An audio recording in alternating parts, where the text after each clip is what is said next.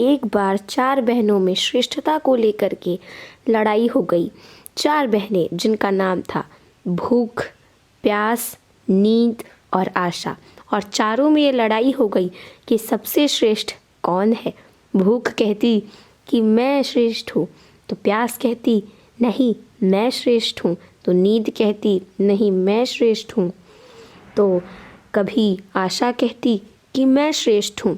चारों में इस बात को लेकर लड़ाई हो गई कि आखिर चारों में श्रेष्ठ कौन है। चारों बहनें लड़ाई करते करते महाराज के पास पहुंची। महाराज ने चारों के विवाद को अच्छे से समझा और कुछ सोचने के बाद भूख से सबसे पहले कहा, बताओ तुम सबसे बड़ी कैसे हो। तो भूख ने कहा, महाराज मैं इसलिए सबसे बड़ी हूँ क्योंकि मेरे ही कारण घर में चूल्हे जलते हैं, मेरे ही कारण अच्छे अच्छे पकवान बनते हैं, और जब उसे अच्छे से थाली में परोस कर दिया जाता है तब मैं उसे खाती हूँ, इसलिए मैं सबसे बड़ी हूँ। तब महाराज ने अपने सैनिकों को आदेश दिया कि जाओ और राज्य के हर कोने में ये घोषणा करवा दो कि आज से किसी भी घर में चूल्हा नहीं जलेगा, अच्छे अच्छे पकवान नहीं बनेंगे, थालियाँ नहीं सजेंगी। तब देखते हैं जब भूख को भूख लगती है तो भूख क्या करती है। सारा दिन बीत गया, पूरी रात बीत गई। जब सुबह हुई और भूख को जब भूख लगी तो वो हर जगह भोजन को तलाश करने लगी, पर बहुत ढूंढने के बाद भी उसे कहीं कुछ खाने के लिए नहीं मिला। तब वह मजबूर होकर घर में पड़ी बासी रोटी के टुकड़ों को खाने लगी। ये सब कुछ प्यास देख रही थी, तो फिर प्यास दौड़ी दौड़ी राजा के पास गई और बोली कि महाराज भूख हार गई है, वह घर में पड़ी बासी रोटियों के टुकड़े को चबा रही है। तो अब भूख तो हार गई और अब मैं सबसे बड़ी हूँ। फिर राजा ने प्यास से पूछा, ठीक है अब तुम बताओ कि तुम सबसे बड़ी कैसे हो। प्यास ने कहा कि महाराज मैं सबसे बड़ी इसलिए हूँ क्योंकि मेरे ही कारण लोग कुएं खुदवाते हैं, मेरे ही कारण लोग बर्तनों में पानी भरकर रखते हैं, और जब मुझे किसी बर्तन में पानी भरकर दिया जाता है तब मैं पानी पीती हूँ। इस बात को सुनकर फिर महाराज ने अपने सैनिकों को आदेश दिया कि जाओ राज्य के कोने कोने में ये घोषणा करवा दो कि आज से कोई भी कुओं को न खुदवाए और बर्तनों में पानी भरकर न रखे, और नदियों पर सैनिकों का कड़ा पहरा लगा दो कि कोई भी वहाँ से पानी भरकर न ले जा सके। फिर देखते हैं जब प्यास को प्यास लगती है तो प्यास क्या करती है। सारा दिन बीत गया, सारी रात बीत गई। जब सुबह हुई तो प्यास परेशान होकर इधर उधर पानी ढूंढने लगी, पर उसे कहीं भी पीने का पानी नहीं मिला।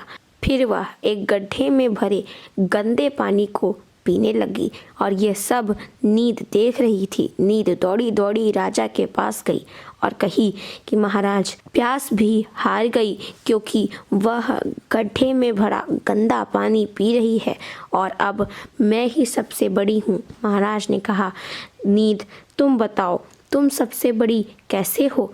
तो नींद ने कहा, क्योंकि महाराज मेरे ही कारण लोग पलंग बनवाते हैं, उस पर बिस्तर लगाते हैं, और जब लोग मुझे एक सुंदर सा बिस्तर लगा कर देते हैं तब मैं सोती हूँ। फिर राजा ने अपने सैनिकों को आदेश दिया कि जाओ राज्य के कोने कोने में घोषणा करवा दो कि कोई भी आज से पलंग ना बनवाए, बिस्तर ना लगाए। फिर देखते हैं जब नींद को नींद आती है तो नींद क्या करती है। सारा दिन बीत गया, सारी रात बीत गई, लेकिन जब नींद को कहीं भी सोने का स्थान नहीं मिला, उसे कहीं कोई पलंग या फिर कहीं कोई निद्रा का आसन लगा हुआ नहीं मिला, तो वह जमीन पर ही लेट गई। और यह सब आशा देख रही थी। आशा बोली, हे राजन, नींद तो हार गई क्योंकि वह जमीन पर ही सो रही है, तो अब इसमें कोई संशय नहीं कि मैं सबसे बड़ी हूँ। महाराज ने कहा, अब बताओ आशा, तुम सबसे बड़ी कैसे हो।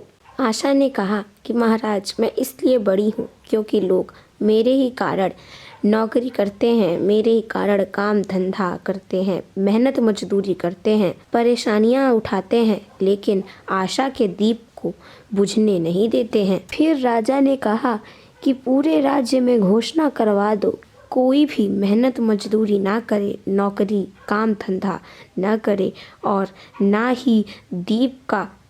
ही आशा का दीप जलाए। फिर देखते हैं कि जब आशा को आस जगेगी तो वो कहाँ जाती है और क्या करती है। सारा दिन बीत गया, आधी रात बीत गई और जब आशा को आस जगी और वह इधर उधर आशा के दीप को ढूंढने लगी और उसे हर जगह अंधेरा ही दिखाई दिया, उसे थोड़ी सी भी रोशनी न दिखाई दी।